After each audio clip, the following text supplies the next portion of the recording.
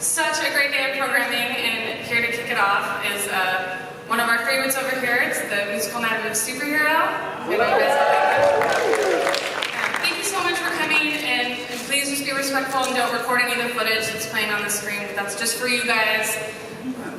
We all came here and waited, everybody waited in line and got your badges, so let's keep it for us. Thank you so much, and yeah, sorry, I'm not very good at this. Have a good day, and we'll get started shortly. Thank you so much.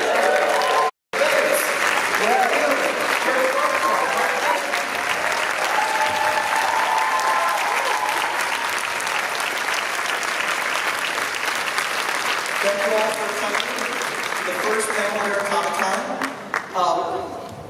I'm going to make the beginning parts very brief, so have lots of questions. We have amazing gift bags with like half a dozen CDs and posters and a nice gift bag courtesy of CSAC.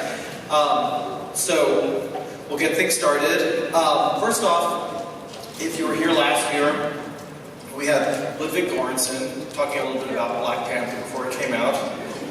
The movie became the most successful Marvel movie in history.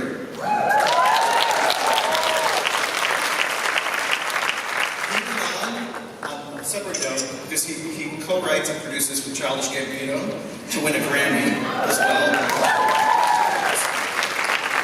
And then also Mark Isham, who was on our panel last year, just received an Emmy nomination.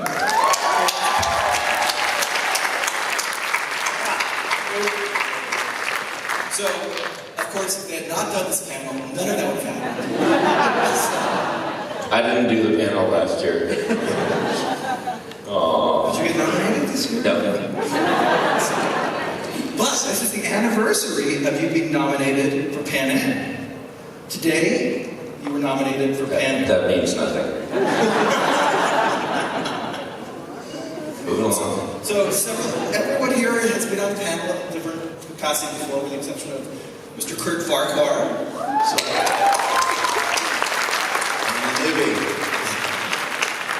And Chris Beck is on his way. He's promised me he's on his way. He was in Carlsbad 30 minutes ago, so we'll see how long it takes him to get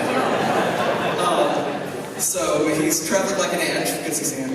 So we'll take it more. And what else we're going to start with? So first off, we will start by talking about Kurt Farquhar.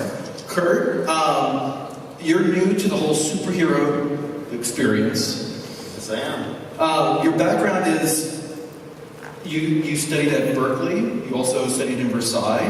Yes. And you studied with some jazz masters as well. Yeah, I studied with Johnny Lee Lane, and then I moved out to Los Angeles, and I started touring with Freddie Hubbard when I was like 20 years old. And played with Art Farmer, Joe Henderson, and Herbie Hancock and some guys. And then how do you go from that to entering the superhero genre? Well, how I got into television is the old-fashioned way. I had been homeless and living on the streets, and my brother was telling me, you need to you should be trying to do television. You know, you write so many things, and I don't see why you're going the way you're going. And I tried it one time. It worked out for me. I tried it again, and it kept going. I wondered, what would it be like if I actually applied myself? So, and 3 years later, I picked up 9 TV series, and I have been running the series for the last 30 years or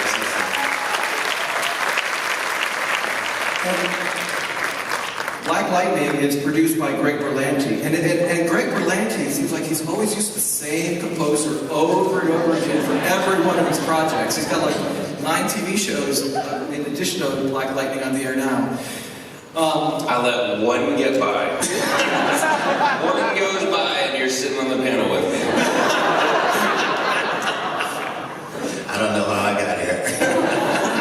Well, first off, we're going to start with a clip from Black Lightning. So you want to set that up? Well, there's going to be a lot of black people in outfits running around. shooting electricity out of the things, okay? Other than that, I hope it sounds good. I know the show is still communication they give you in terms of what they want musically, or they kind of leave it up to you? What's the process for you? Well, Salim Akil, the showrunner, he and Mara had a conversation with me earlier when we started the show. I've been working with them for about 20 years. We've done shows from Girlfriends and The Game and Being Mary Jane. And so there's a long relationship there, but I had never done anything like this for them. So my hat's off to them for taking a chance on me and helping me steal at least one away from Blake. I promise it's over from here. No.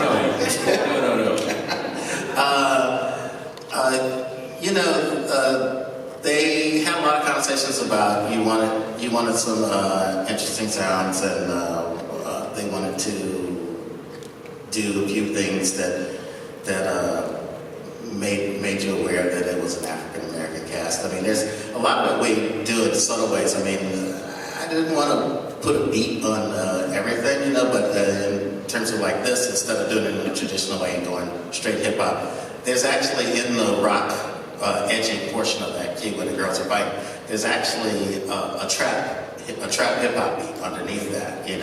I do things. I wish we'd play the scene with the strings, but a lot of times I will break up strings like a hip hop beat. Instead of doing a hip hop beat, I'll have the lower basses do it, be the kick drum and violins doing the fast hi-hat piece, and some violas being a snare. And it's different. You say, there's something that's interesting and that's drawing me that I connect to in a way, but it feels kind of like urban, but it's not really. We're not using urban sounds a lot of times. So rhythmically, I try to do something that makes you feel, well, this is not only happening, but it's happening to these particular people. Okay. All right. I also want to talk about how struggles someone had also in terms of coming into this business from an area not really known for composers. And a person came from the rough streets of Paris, Texas, Mr. Blake Neely. So we're going to explain the clip we're going to show on yours. So this is a clip from, we did a 4-part crossover this year with all the shows called Crisis on Earth X. If anybody saw it, it was a lot of fun. And this is just one of my favorite things to do each year is to do a mashup of all of their themes. So this is a big suit-up clip. And so we don't usually have live musicians on the superhero shows, but it was a 2-night, 4-part huge thing. We have to have orchestra for this. It's going to be massive. So we did get an orchestra for this one, which was a lot of fun, just to make it even harder to get done in a week. By the way, La La Land Records released the special 4-part score album, and that's in the goodie bag, so if you ask good questions. And also, if you purchase it, it goes to a special. Can we talk about that? Yeah.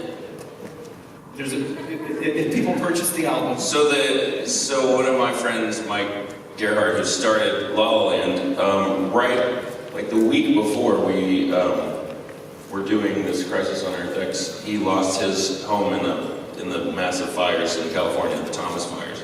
So we, Warner Brothers, agreed to give all proceeds from this soundtrack to the United Way Fund that benefits Thomas Fires victims. So.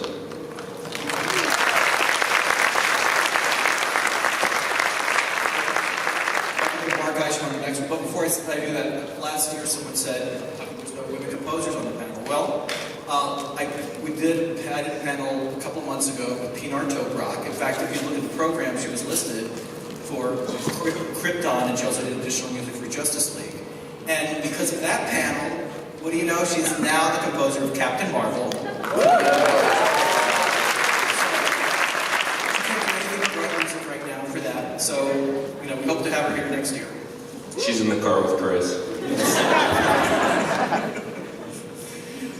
Now, Mark Aisha Cloak and Dagger. First off, again, congratulations for, after 7 years, Once Upon a Time, nominated.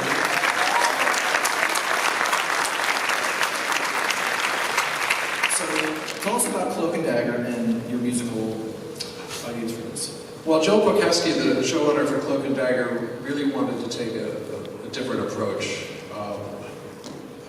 with the whole show, but specifically musically. It's obviously a story of two teenage superheroes, but they have no idea that they're superheroes. And I think we're up to episode 7 now, it's been released, so I can't tell you where we end up by episode 10. But suffice it to say that they're basically spending a lot of episodes just trying to figure out what the hell has happened and what actually powers they do have. It becomes more of an allegory for just teenage angst and discovering yourself as a human being as well. So he asked that the music really take much more of a, how should I say it, an emotional bent, a very atmospheric bent, because he, as well, has made the show quite surreal. And there are these states that people go into where their fantasies are revealed and their dreams are revealed. And both Tyrone and Andy have this ability to sort of see into people's subconscious. And so you have these, the score has a very, very different texture than what you would think a superhero show would have. Okay, let's show Cloak and Dagger. Although this is a bit of an action sequence. I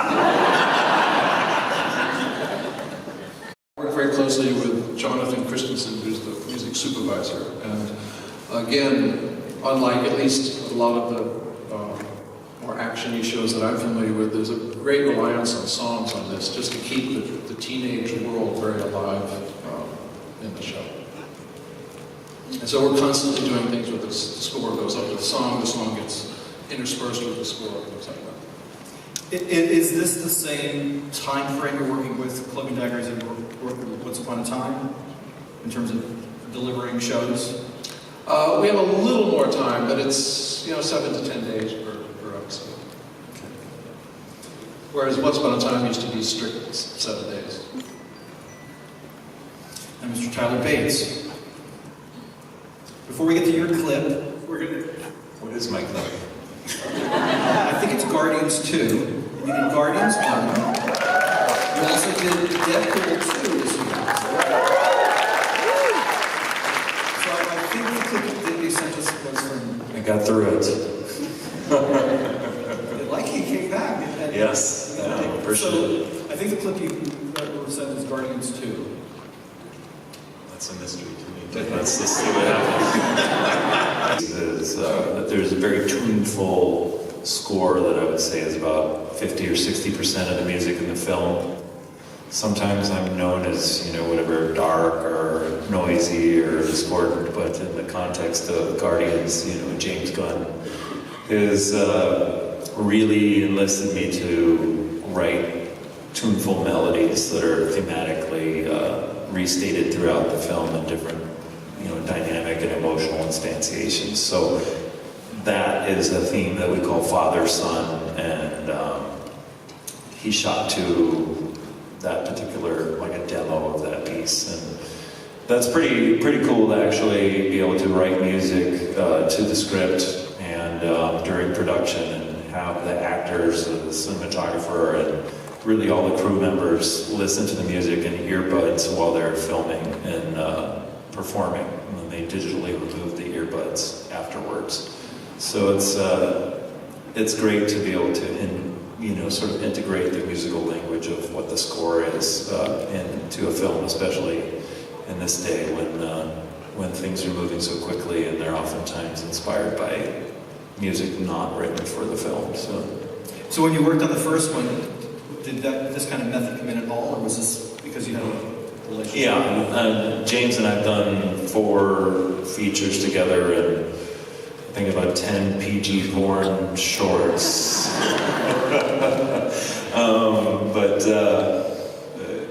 After we did Super, actually during Super, I wrote a piece of music for him to film me in a movie to, and he really enjoyed it.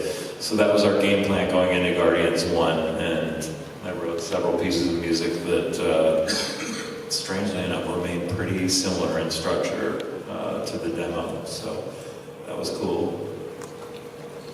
Now, Chris Beck magically has made it in.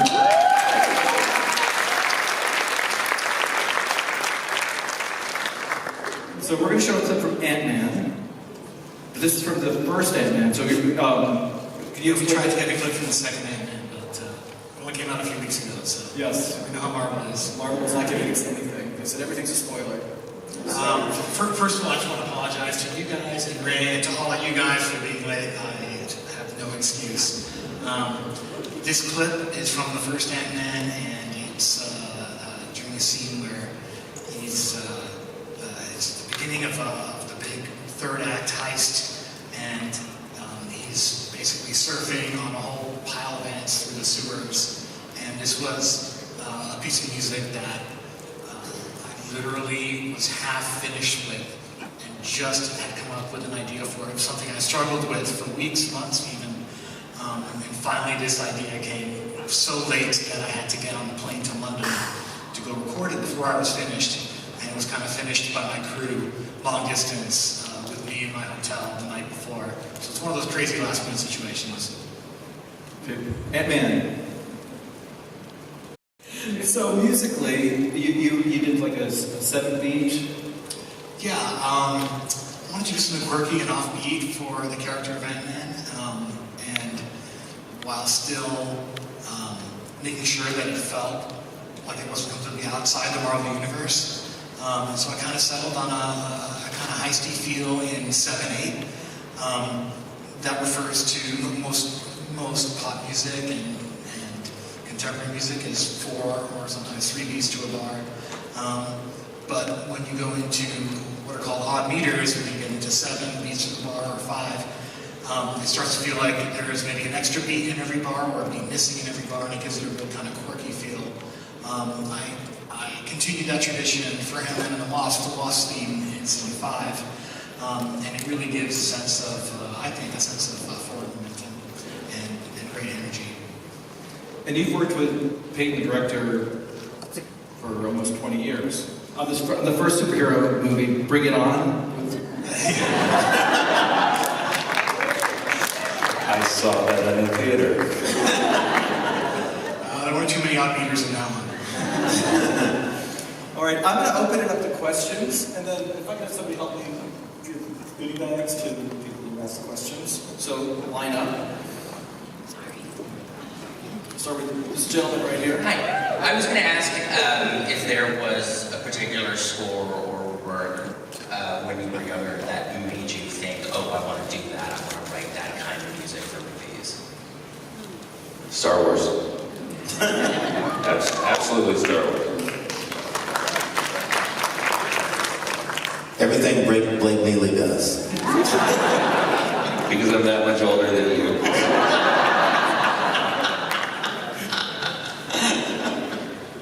For the most part, I'm doing it. So, yeah, things that I love to do.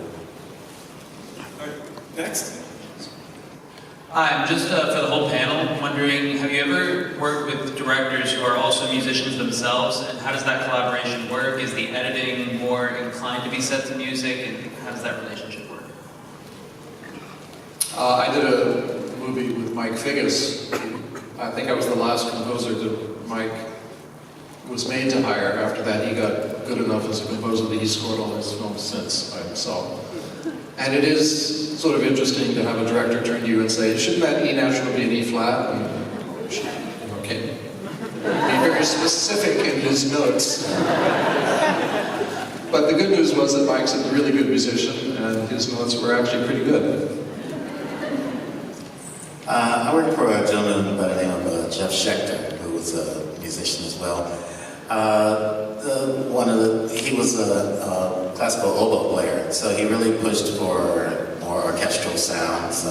But the show he was doing had a lot of electronic and weird and quirky sounds because it was a show about hacking into the brains of recently dead people. So, he wanted something a little bit more weird, a little bit strange, but kept pushing me to put more orchestral sounds in there. And he was, the good part about it is he really, really, really liked music. I mean, there is a wonderful music supervisor on the show, Heather Graber, and she did a lot of really cool songs. But he was, whenever it came up between a battle between should this be played with the song or should we play with the score, he tended to lean towards the score because he just loved that sound much more. I've worked with directors who think they're good musicians. The end. Next. I think I was in like 40 countries last year alone, so I mean, I need to be in my studio. I'm excited to be working again on The Punisher. We're starting a new TV series of The Purge, which is fun. And several films coming up, you know, John Wick 3, Guardians in the mix, Hobbs and Shaw with the director from Deadpool 2 is coming up. A lot of cool things. I'm very, very thankful. I'm going to be doing The Neighborhood, a new show on CBS, and another comedy film called Tweed, which is going to be a Lionsgate film coming out. I just finished that. And coming back for Black Lightning 2. I've got, I think, rumor has it, a second season of Cloak and Dagger.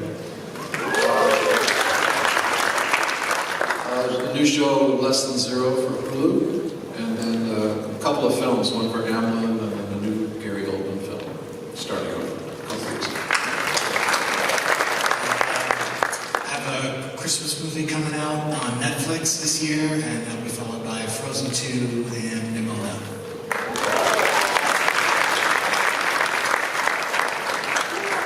All the shows are coming back, so those are going to be fun. And there's a new show that Greg's doing called All American. It's a true story about a high school football player. And we'll see what happens on the shows. Cool. Well, please help me thank you.